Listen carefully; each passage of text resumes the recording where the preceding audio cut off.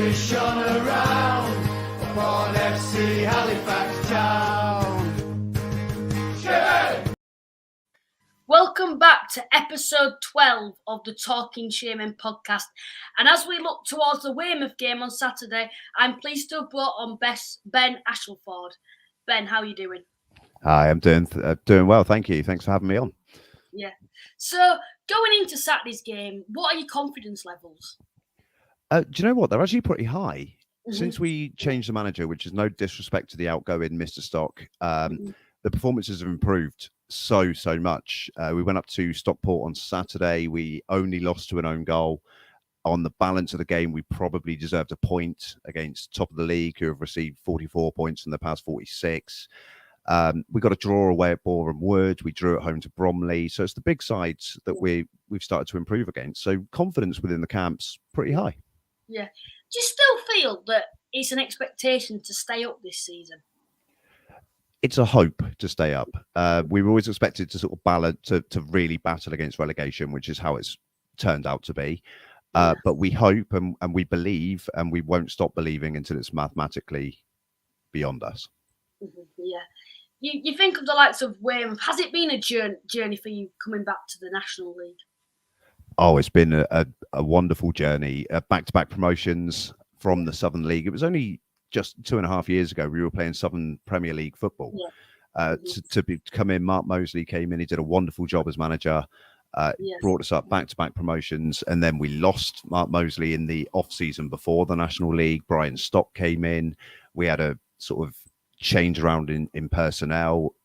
There were no crowds allowed in, so everything was so different to the way it was when we came up in 2005 that we're still sort of we're still coming around to it ourselves, so to speak. We're still not quite used to it, and we hope we can stay up, and we want to become established in this league, and we'd love to be as big as Halifax Town one day, to be honest. When you're looking into obviously Weymouth coming back into the National League, how important has it been this season that they've had fans? Oh, the fans, especially the fans that are behind the goal and sing a load for Weymouth, they're so important. That there's a lot of them that they just get behind the team week in, week out. They make so much noise, and you can tell the difference it makes in the players. So to have fans in is huge for us, huge. It's overall, what are your thoughts then overall on the season? What were your expectations at the start of the season? Did you expect them to be in this current situation? I didn't expect them to be in the bottom three, to be honest with you, at the moment. I expected to be lingering just beyond it. There are certain things that just didn't go our way, in certain games where we just didn't turn up for whatever reason. And those games were soon rectified, and everybody works really hard. But I'd say that we're just below where I expected us to be at the moment. They started the season particularly well, didn't they, this season? Yeah. I mean, a very impressive 4-3 victory at Solihull Moors, an established National League side, very difficult to break down. Good side going forward. So to get up there and put 4 past them on their own turf was great. We'd won back-to-back games for the first time this season, and then we went on a run, back-to-back red cards, both in the 22nd minute, bizarrely, back-to-back 4-1 defeats, and our form just fell off a cliff. And once that happens, it's been really difficult to pick up again, Was that down to any injuries then? I don't think so. We couldn't, it's really bizarre. We couldn't, as fans, put our finger on why the team weren't performing. And unfortunately, or eventually, that's where the former manager lost his job. And it seems to have proved the correct decision so far, because Mr. Oldfield's come in, and most fans think he's doing a wonderful job. So does seem to be that November-December period where Weymouth did start to slip off. Like, what were your thoughts on the reverse fixture then? When Weymouth came to the Shay, I didn't particularly think they were that poor of a side, considering the position that they're currently in. No, long journey. I made the journey. I drove on the Friday night myself. It was always a difficult game, a difficult run of fixtures. Halifax were in a decent vein of form at the time, if I remember rightly. And that was the first game. If it was that the game where Ollie Harfield was sent off for handling on the line. And I don't think there was a sending off in that game. Was there no sending off? Oh, my memory. I'm getting old. Don't ever get old. It's not good for you. But no, to be honest, I barely remember the game. I remember looking around Halifax town a lot, and I remember the night out, and I remember getting beat. Yeah. But that's about all. I'm useful, aren't I? Yeah. I expected that, to be honest, before the game even happened, that we would win, and it wasn't nothing against Weymouth.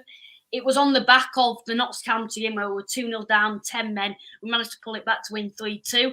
And I think everyone coming into the game was on a high. I believe there were about 2,200 there, which was pretty good considering it was quite early on in the season. And Weymouth didn't particularly, they weren't going to bring many because of the journey. And I think everyone went into the game probably thinking, yeah, I think it's going to be a Halifax win. But they put up a good fight, Weymouth. They were quite hard to break down. And I think as soon as we got the first goal, I think a lot of fans probably expected us to initially batter you, but it didn't turn out like that. And we only narrowly won 2-0. Yeah, I vaguely recommend the second goal has just come back into my memory. And it was a defensive error, wasn't it? It was well sort of tucked away. Yeah, it was one of those fixtures where there was a run of them for Weymouth in particular, not just Halifax away, but there was a run of games where we were so unlucky not to get anything from the game, but we kept coming away pointless. And you think maybe, it starts to creep into your mind, maybe this just isn't our season. Maybe it's not our year. But then, as I say, since the change of manager later on in the season, the performances have been so much better. And there is that belief around the club. And there's a belief, incidentally, when Halifax come on Saturday, that we're going to give you a decent game. We're relatively confident of getting a point, at least. Would you say you're a different team then back to that game? I'd say that we're still making the occasional individual error, but slowly they're getting ironed out. A lot of the wrinkles are becoming ironed out, and I think Weymouth are becoming more complete. If I'm brutally honest, I'd say that the managerial change probably should have happened about 2 months earlier. Yeah. They're on a high. He's put them on a high, though. Do you think, like you just said, if it happened 2 months earlier, they'd be in a lot better position than what they're in now? Absolutely. Players will get muscle memory from previous coaching sessions and things they've been asked to do on a regular basis. So it'll always take a new manager a certain amount of time, in my opinion, to sort of get out of bad habits and change things over. So if a couple of months earlier, and I think a few more points on the board, and we'd be out of the relegation zone, personally. Yeah. But I think the expectation when you're looking at a side like Weymouth at this current period, they're currently 21st in the league. And before that Dagenham game, now this must have been a blow for Weymouth fans. When you're looking at Altringham's form, it's been heroic since probably the Christmas period, to be honest, for Altrincham FC. And I think they were the side because of the form they won. Weymouth possibly thought they may catch. And I think considering if Altrincham didn't have that good run at the start of the season, I'm sure Weymouth would probably be above them right now. Yeah, they came to our place, and that was one of the games. I remember this one well. It was one of the games where there was a sending off. We had back-to-back games where we went down to 10 men in the 22nd minute. It was really bizarre. And after that, they ripped us apart. We lost the game 4-1 at home. And that was the sort of time where we were thinking, oh, my goodness, we're in trouble. And then Altrincham picked up a decent run in and around that sort of time as well. So they moved further away from us. And then just as we started to stabilise, Maidenhead, who were just above the relegation zone, went on an outrageous run of form. And they've moved up to, I think, they're 14th now on the table, aren't they? Yeah, they're 14th. Yeah. So it's everything seems to go against us at times. But hopefully it will be our turn to go on a run, because we need one and we're running out of games. Yeah.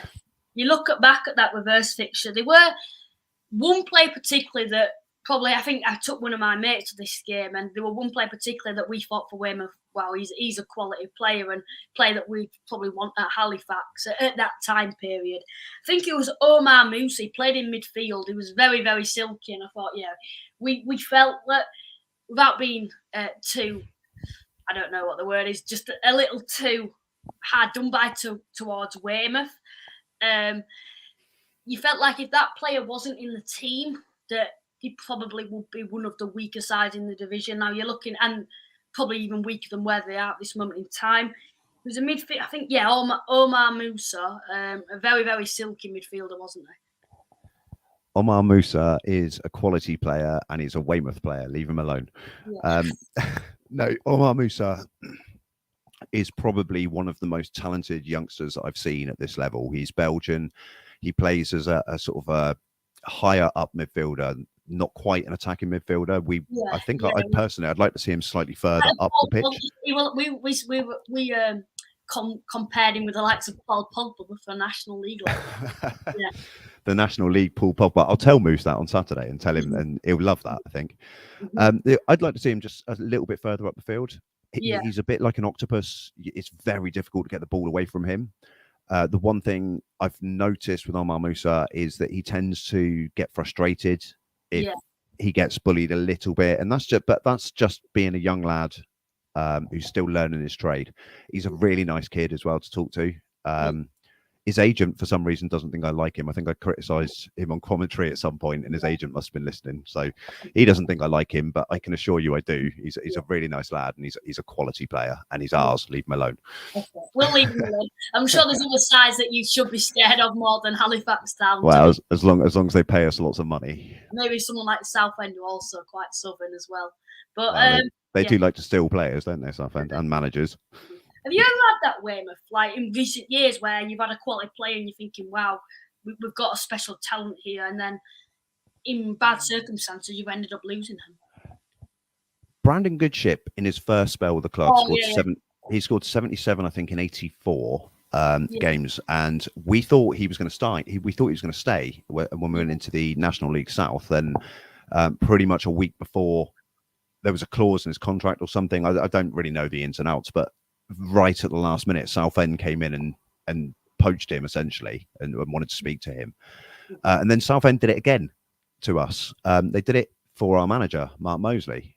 And I have it in decent authority that there was no actual approach made. He just came in and spoke to him type thing. But the Southend chairman, I mean, the fans don't like him. I support their cause. Instead, need to get Ron Martin out of their club, because I don't like these sort of chairmen, you know, and I know that you at Halifax are the same. I know you feel the same. But no, most of our players were back in the golden age, if you like, of football. We had Graham Roberts come through, who went on to win the UEFA Cup with Tottenham and play for England. We had Andy Townsend for a while. So, you know, it was mainly that sort of era player. We haven't had it for a while. I'd suggest that Omar Musa was probably the most likely to leave, hopefully for a big fee. But I'd say that Omar Musa was the closest we'd have, but he's still ours at the moment. At the moment. The moment, hopefully we won't need to steal him off you. But I'm sure to still buy. Like, there has to be a big money offer here, surely. But no, I get what you're saying. Is there any other players like around Weymouth who stand out to you? Yeah, we've got a lad on loan at the moment called Haji Minoga. He's been operating as a centre half. He's on loan.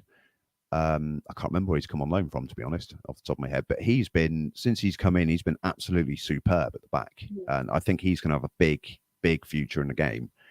We also had a lad called Brennan Camp on loan from Bournemouth for the 2 years previous. He's just gone on loan to Eastleigh in our division. He's got a big future ahead of him. He is a man mountain. That's somebody I'd encourage you to keep an eye on. But Haji Minoga, players that are actually contracted to us, I really like Akeem Rose. He's just coming back from injury. He was at one of Grimsby as well. Yeah, I think so. And then he went to Dover and then came to us, I believe. But he's just come back from injury. But his pace is frightening. And when he's getting back to sharpness now, he looks like a player. So I'd personally be keeping an eye on Akeem Rose for the future. I do remember when Weymouth came to the Share. Now, we expected, when you look at a side like Weymouth or a side like Barnet or a Dover or a Kings, then we probably expected Weymouth to probably put 11 men behind the ball and make it difficult for us. They didn't actually do that, did they? They tried to play football, and we did respect that. And to say that they did try to play football, it almost paid off for Weymouth, didn't it? Absolutely. I'd say that the past 3 managers we've had have all been tacticians that like to play football. Mark Mosley is an excellent manager, and he'll do well at Aldershot, I believe, once that's stabilised. Brian Stock had his faults, and he wasn't overly popular with the fan base, from what I understand, but at least he did try to play football. There was always sort of method to his tactical decisions. And David Oldfield's also carried it on in the same vein. So we like to be a football inside. We like to try and play in the right way. But don't be fooled by that. We can also get down into a dogfight if necessary, you know. Would you expect that on Saturday then when you're coming into the game now? What would Weymouth take from this game? Would you take a point, or would you probably say you need a win? Like, performance-wise, you'd probably say, a point would be good, but when you're looking at league standings, it might be a totally different situation. Yeah. We're running out of games. Let's not be... we won't beat around the bush. We're running out of games. But you look at a team like Halifax coming down to the Bob Lucas Stadium. I'd take a point, because I think the bigger sides, your Chesterfields, your Halifax, your Stockports, they're the games you want to get a point from, and then you beat the teams in and around you. But because we're running out of games, we're desperate for 3 points on Saturday, and I expect us to take the game to you in that manner. That could go in our favour, that, when you're thinking about it, or it could go the other way as well. Yeah. Like, there's always that risk of leaving gaps in behind. Yeah. Say that, like you just said, we are that sort of side that do like to play on the counter, and we do have a lot of deadly players on the counter, like Jamie Allen, like Waters, like Warburton. However, if Weymouth do put 11 men behind the ball, I think it's when that first goal came for Halifax and Barnet put 11 men behind the ball, albeit the pitch conditions were awful, so it made it even harder for Halifax to break them down. And we only narrowly won 1-0, and it wasn't the best performance. Now, I don't know anything about the pitch conditions at Weymouth. I'll ask you about that in a second. But if the pitch conditions aren't too good at Weymouth, and Weymouth know how to deal with that, and it goes in Weymouth's favour, it could be a very, very awkward game for the Shaymen. Unfortunately, from our point of view, our pitch is in excellent condition. We've got volunteer. Our club is almost entirely run by volunteers. Yeah. I think there's one paid member of staff. Yeah, I think I actually said, because I think I were rating National League fans, and I said Weymouth to me look a proper community club. I think I said that. We try to be. But yeah, we've got volunteer groundsmen, and they come in their spare time, and they do so much work to the pitch. It's unreal. For our stature in the game, for your travelling supporters on Saturday, you should be impressed by the condition of the pitch. The groundsmen that work are absolutely superb, and I don't think we've had a weather-related home game called off in something like 4 or 5 years now. So that should give you an idea. That's good from our point of view, and fair play to the Weymouth volunteers. Hopefully it'll make a good game of football then. Now we'll quickly have a look at the chat before we move on. Freddie Eastwood's come on. I'll say 2-1 Halifax. Martin and Slew to score. Come on, Shaymen. Luke, I also got a Halifax fan supporters hat on the Barnet game. What is your prediction for the game? We'll go through predictions in a little while. Thank you for purchasing some merchandise too. Also got another one that's coming. Matt, a.k.a. Yorkie. Big 3 points this weekend. A must-win for us to keep up with Chesterfield. However, we do have 2 games in advance, I believe. Yeah, we need to be winning this. Now, I said prior to the Barnet fan, and I spoke to a lot of Halifax fans prior to the game on Fancam, I did actually say that we've got 2 winnable games. We've got Barnet, and then we've got Weymouth. We need 6 points out of that game to go above someone like Chesterfield and then initially try catch Stockport.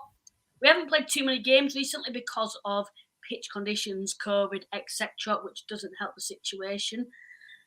And we need to win, because we don't want to be having games where we're having to catch up and there's more pressure on us. Now, we've dropped down to 5th. However, we win our games in hand, we can go 2nd, depending on Ball and Woods. Like, they've also got games in hand with Epic Cup, etc. But it is crucial that we start to win these sort of games, because realistically this season we've been pretty good against the Weymouths, the Kingslands, the Barnets, the Aldershots, these sort of sides, Wheelstones. We are actually getting results against them, not particularly battering them, but we're getting results against them.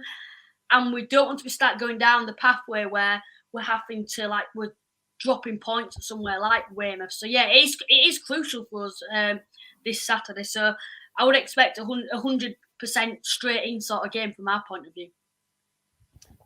Yeah, it's interesting. I was listening to you speaking there, and the way that you dropped down to 5th, and I thought to myself, oh, 5th. I'd love to be dropping down to 5th. Yeah, from our point of view, as I said, we're running out of games, and we are 9 points from safety, which is only 3 wins, but there are teams with games in hand in around us and things like that. I think personally, because of the position you were in and you are chasing promotion, I'd be quite happy to take a point. If you offer me a point, I think I'd snatch your hand off right now. Yeah. So.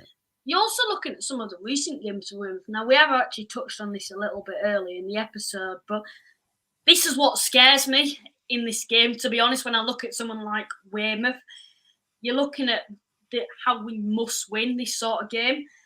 And you look at the past couple of games, they lost to Stockport 1-0. Now, I saw highlights for that game. Apparently, they were very unlucky not to get anything from that game. They drew to Bromley 2-2. Coming from behind. I think, did they come from behind or went 2-1? We led twice. Yeah, led twice. And then to a Bromley side that are also trying to get in the playoffs. You managed to get a 2-2 draw against them. You also beat Eastleigh, which is a very good result for you, considering that Eastleigh also quite far down the table. And then you drew to Chesterfield too. And some of them results, now that initially is 5 points from the past 4 games, and there's some very, very tough games there, aren't there? Absolutely. And there was Boreham Wood as well. We went up to Boreham Wood and got a 1-1 draw. Yeah. Going back to so like teams in and around the playoffs, we seem to play against. We seem to turn up. Which should scare you because, as I say, we're desperate for points. I don't know. I don't know what to put it down to be honest with you, because we also went to Kings Lynn and we were dreadful. We were worst performance I've seen in years. They were awful. We got beat 3-0. So, yeah, it swings and roundabouts sometimes. I don't know if it's the name. Your Halifax Town, your Stockport County, going to these big sort of teams, and the players they want to. Maybe the pressure because you're thinking, we shouldn't realistically be getting on from this game. It's not our right to get anything from this game. Or they could be, seeing it as a free hit, so to speak. Okay, we want to win against the teams in and around us, but if we get a point here as a bonus type thing, that could well be it. But other than that, I can't explain it other than we are better than our league position shows. And personally, I mean, that's something I truly believe. I think we are better than what we show, and hopefully you guys will find out on Saturday. I know when I did my initial predictions of the season, I put Weymouth 18th, and I said Wealdstone would go down. I think I said Wealdstone. I think Kingsland, I said would just stay up. Wealdstone, Dover, and I'm trying to think who it was. It probably was Kingsland, to be honest, who or was it Maidenhead? I don't exactly know at this moment in time, but I said Weymouth would finish 18th. And it was looking like my prediction could be right, or even I could underestimate them at the start of the season. Yeah. And then we hit that patch of 7 or 8 games, and we've struggled to recover since. I mean, to be honest, I'll be happy if it's Dover, Kings Lynn, and any other side in the league that goes down. If we finish 20th, that would probably be job done for the season, and we can build again for next year. But sadly, we've got a lot of work to do and not many games in which to do it. But I believe that we can do it. This is talking a bit in advance now. Now, I am going quite far on and quite enthusiastic on this, but if Weymouth do somehow manage to stay up this season, which they still can, they're probably the one side that I feel probably are good enough when I've seen them at the Shame, looking at some of the results, they got the one side that I feel could possibly cause an upset and stay up. If you were to stay up, what would your expectations be next season? Would it be to also step? Would it be to try build on that and then possibly even try? And now this is a big, but to try get in the playoffs and possibly build on that and try even get to the Football League in the near future. That would be ideal. That'd be personally where I want to go, but it's going to be a slow burn. If we can stay up this year, then you want to look at just an improved year-on-year league position, essentially. Preferably with a cup run in there to get some money in the coffers, because we do play within our means and we live within our means. So if it means I believe our wage budget is £6,000 a week below the next lowest in our division. So that means that if we have to compete on a shoestring and live within our means, that's what we will do. So we won't spend big to try and chase. So it has to be, you have to sort of look on a year by year league climb. So maybe in 5 or 6 years we could be competing for the playoffs, but a game at a time, a day at a time, and let's just stay up this year. Yeah, they've got some tough. after this, they then got Wealdstone away, Woking away. If they can get a result against Halifax, they can build on that and then going to Wealdstone. It's a game where you're expecting to get something from, and then Woking away, when you're looking at Woking's form, it's ferocious. A point or even a win against Halifax would be brilliant for Weymouth, wouldn't it? It absolutely would. It absolutely would. Although touching on Woking, we've only ever beaten them once in our history, and that was last season. So, so you're never sort of confident going into the Woking game. Wealdstone are a big physical side as well, and I believe Grosvenor Vale's pitch isn't quite as fortunate as ours. I think it's quite a heavy pitch. I watched it against Torquay. Yeah, and it was cutting up a lot and very heavy, wasn't it? Yeah. So, tough games, but we can only take it a game at a time. And yeah, you're absolutely right. A point against Halifax would be amazing. So don't turn up. It would be great. Thanks. I've seen we've got a few more listeners now. If you want to put anything in the chat, you are welcome to do so. If you want to ask Ben a question, I will answer it for you. We've also got some more that have come through. Yorkie's come on and said, our problem has always been inconsistency. Unfortunately, we can go on such a good run and then lose momentum. Hopefully, we can kick-start off again and put some pressure on the others. Yeah, he's a Halifax fan, so yeah, that'd be ideal to be getting a result against the likes of Weymouth. And I think when you're looking at our season, we've got a lot of points against the top side. We've only lost to Solihull and Wrexham near the top, and Bournemouth, I believe. And on all three occasions, we personally don't feel we should have lost that game. We feel we were right in the game and very unfortunate to lose. And then against the lower sides, we've been very consistent. So, again, I think the only time that we dropped points against the lower sides is probably Barnet away. And when you're looking at someone like Weymouth, like I've touched on a little bit, when they play football now, it could go either way, couldn't it? Oh, absolutely. If we came straight out of the blocks and attacked you, put in three up front and then two wingers or whatever, then there can be gaps left in behind. And don't forget, we are a part-time club, so fitness towards the end can it can play a part, especially if it's end-to-end football. The flip side of that is we could score 2 goals in 5 minutes and then really kick on and send you home with a 6 or 7-0 defeat, as unlikely as that seems. It can go either way, is what I'm saying. Halifax are a quality football inside, and we're under no illusions as a fan base. You are more than capable of turning up and putting 3 past us without reply. It's the beauty of football. I think that's why we all love football. Anything can happen. I think, especially in our division, especially in non-league. So, it's why we all get up on a Saturday, isn't it? It's why we all go. Anything can happen. I'm just hoping that we can come up with 3 points, and I'm sure you're hoping the same. Do you seem to find, you're probably one of the bigger non-league sides at this moment in time, because there aren't too many National League sides that are still part-time. There's obviously Altrincham as well. Do you find that you can attract the best part-time players? For example, some players want to stay part-time because they have a good job anyway. Do you seem to find that you can attract the best part-time players? Yes and no. Yes and no. It's also got its flip side. We lost Kelvin Brooks, our right back, and he's been with us for many years. He's played over 300 games for the club, but he fell down the pecking order under Brian Stock. And his problem is that he worked in the week. So I don't think he had the contact time. So then he was taking his Saturday and he was travelling off to, say, Halifax and wasn't named in the match day squad. So eventually he said, well, look, I've got to the point in my career where I just want to play football and I don't want to give up my job because, so he ended up going on to, I think he went on to Salisbury. So it has its benefits. Yes, we can attract players that are either winding their career down or have been released from the system above and, can pick up a part-time wage or go into study for their coaching badge or whatever it is they want to do. But we can also lose players by not being able to pay as much and that sort of thing. So it's got its pros and its cons. Yeah, an example from our point of view. Now we were part-time until recently. We had a lot of financial issues, and we finally got back to where we feel we should be, a full-time club. We had a player called Matty Coslow. He's probably well known at this level. He's at Weymouth Fc. He was a quality player for us. He fell out with the manager, and to be honest, I don't think he wanted to go full time, and we lost him. We've also lost, I think, Scott Garner was also centre half for us a couple of seasons ago. We lost him. He was well rated at Halifax. even going back to Matty Brown, he was there a couple of seasons ago, and I believe he left because of the amount of training days that have happened. I think we added an extra training day since Pete Wild came in, and I don't think he wanted to do that because he lives all the way over in Liverpool.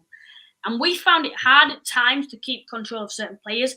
However, going full time, we've sort of kicked on. We've attracted better players like last season, especially the window last season. We brought in the likes of Jake Hyde, Neil Byrne, and it was quite surprising to say the calibre of players that we were bringing in. Could you ever see Weymouth being a full-time club? Yes, I can, but it would require, I think, some sort of investment from somewhere. So if there's anybody listening and they want to invest in a football club, give us a call. No, I think it would take, based on our average gate at the moment and the cost of living in the area, it would be very, very difficult to go full time, I think. Bear in mind, as I said earlier, we've only got one paid member of staff working at the club. So I'd love to see it. I really would, because I think it would give us a good platform to build on. I just don't see it happening in the present financial situation. Yeah. Going a bit onto gates now, etc. What happens when the likes of like Wrexham and Grimsby come? Now, I'm not saying we're going to bring as many as that. We certainly are not going to. But when they come, is it segregated usually?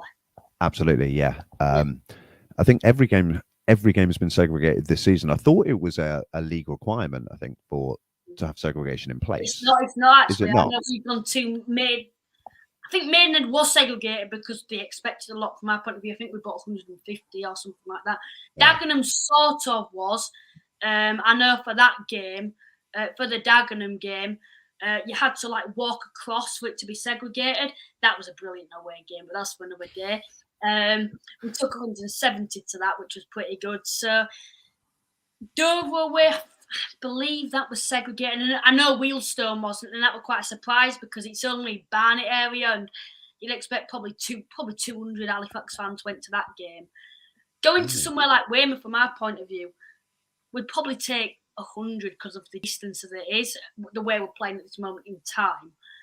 Would you expect that to be enough for it to be segregated? Yeah, I would. Yeah, I'd imagine it would be segregated. That'd be great. I'm not sure why. I think they get every club must have a police and security advice or something beforehand. But as far as I'm aware, every game this season we're planning on using segregation. So yeah, there is an away bar as well that has been built. This season. Oh yeah, I've heard about that. It's quite convenient, isn't it, Weymouth?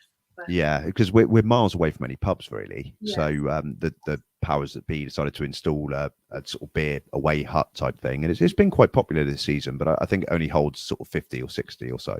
But there's an outside area too. So if any of your supporters want to come down, then yeah, we'd love to have you in the away bar.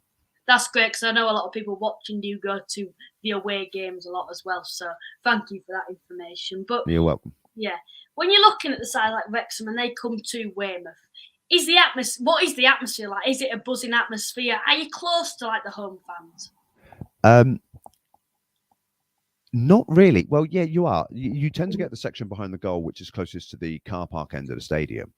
And then there's a gap in the corner, and then the rest of the Weymouth fans sort of congregate that end. But the singing lot, of course, usually go behind the opposite goal, which gives it quite good, because if you get singing away fans and our fans, the ones behind the goal, especially with the drums and things, are excellent. So they're usually quite good banter and sing-offs between the sets of fans. So I'm looking forward to that, because I know that Halifax can be loud, especially away from home. So I'm looking forward to that Saturday. Hopefully we can take a fair few. Yeah, I know you've already mentioned there isn't too much around Weymouth for pubs, etc. Is there anything at all to possibly go outside? No, don't get it wrong. There are plenty of pubs in Weymouth, don't get me wrong. There's just the ground's sort of 2 miles outside of the main town, and there's no pubs around. So what I'd recommend, I know we went to Solihull and there was nothing. You had to go, it was like probably 4 miles into Solihull Moors to go out for a lunchtime meal or get a drink, and then you had to be in the ground. But yeah, carry on, sorry. Yeah. No, it's okay. What I'd recommend, if your fans are coming in by train, or if they're driving down, there's 2 Wetherspoons in the town centre and plenty of pubs in and about, and then you can get a taxi to the ground. There's plenty of taxi ranks in and around Weymouth as well. and then get a cab to the ground and possibly a cab back, and then have a good night out in Weymouth if you're not going to head back straight back to the Shay. Staying. It's a nice place as well, Weymouth, right near the sea, isn't it? Yeah, absolutely. Yeah, you can go on the seafront. If you get wet, you've gone too far. Yeah. Were you okay to go last season with COVID, etc., with you doing commentary? Sorry. Go on. I was going to say the only game I was allowed to travel for last year was Barnet, and then I was stopped after that. So. Yeah. Yeah. Oh, that's a shame. Were you able to see the 5-1? I'm sure you watched it on the TV. I think 5-1 Halifax it was last season. It was that was sorry, I'll rephrase that. I was allowed to commentate at home because I was on our live streams, and I did the Mixlr service for that because it was on BT Sport, wasn't it? 5:20 kickoff. So yes, I was there, and it's the most un-5-1 game of all time, wasn't it? Yeah, it was quite. I know we went 2-0 up, and then and then we were a bit like shake. We were on the TV, and Weymouth started, and you're thinking, oh, we can't drop points because we needed to keep winning to have that playoff hopes alive. Well, do you remember what happened? We scored to get up back to 2-1, and we had all the momentum, and we had a deep. We were putting the pressure on your goal. We had a throw in deep into your half on the right hand side, and some idiot. Because that was one of the games where you were allowed a small amount of fans. A fan came on the pitch, and that was the reason. And then the momentum just dropped. And 90 seconds later, the ball was in the back of our net. Yeah. So, Even if he didn't get a ban, I don't think he was welcome back. No. Was it? I'm guessing he got a ban in order for life. Yeah, he did. Yeah, and he wouldn't have been welcome back at Weymouth anyway. The lads behind the goal would have seen to that, I think. Yeah. But it's one of those games that we really didn't. We probably didn't deserve to win the game, but we didn't deserve to lose 5-1, and in front of the TV cameras as well. It wasn't a fair reflection of the score, I must say. When I looked at that game, I know it was on BT Sport, and we scored a crack with the first goal from Danny Williams. Fans were actually in that game, like you just said with Invader as well, because it was the first time, wasn't it? They started introducing it, but just for like the more southern clubs because of areas. And then after that idiot went on the field, we had a reduced capacity for the next few games, so we could only have like 400 or something in. It was ridiculous. So he cost the club so much. Not only did he probably cost us a point that night, but he also cost us like gate money for the next 5 or 6 games. Yeah. So that was a shame. Do you think he was a Weymouth fan? Oh no, he was some idiot from Dorchester, some unknown club up the road. But yeah. Mm-hmm. How do you think Weymouth will come into this game? Do you think they'll come into the game trying to play football? Now, we have mentioned this a little bit about playing football. Do you think from kick-off it will be like Weymouth straight into us? I think so, but it's difficult to say because we've been notoriously relatively slow starters this year. We'll kick in. We've been under the cosh. We were under the cosh against Bromley for the first 15 minutes. And after the quarter of an hour mark, the game sort of switched. And as I said, we ended up leading twice. So it's difficult to tell because I want to see us come out, but we start so slowly. Usually it takes us a quarter of an hour to get into the game. So we're just, if we can keep a clean sheet for 15 minutes, then we'll attack you probably. But I don't want to give you lots a false sense of security or anything. But no, I want to see us attack, but to be honest, we have got this habit of starting slowly. So hopefully that'll work in our favour for the Halifax Town fans watching. Finally, Ben, what is your score prediction coming into the game? I'm going to say a cheeky 1-1. 1-1. I'm going to go, I was recording the predictions video yesterday, and I think I said 1-0 Halifax Town. I don't think it'll be particularly easy for us, and when I look at some of the results previously against the top sides, becoming a bit of a lower league, a maidenhead, aren't you, a little bit now, with some of those results we're getting? I'd like some of their points, if that's all right. But I'm going to go for a 1-0 Halifax win. Good luck to you on Saturday as well, but not too much. Good luck with the commentary. I will probably be listening when you're doing the commentating. So, thank you for coming on tonight. I do appreciate it. You're welcome. Thank you for having me on, and check my Twitter for the commentary link on Saturday. Thank you. I'll leave a link in the description for his Twitter. Thank you, everyone, for joining us. The glory shone around upon FC Halifax Town.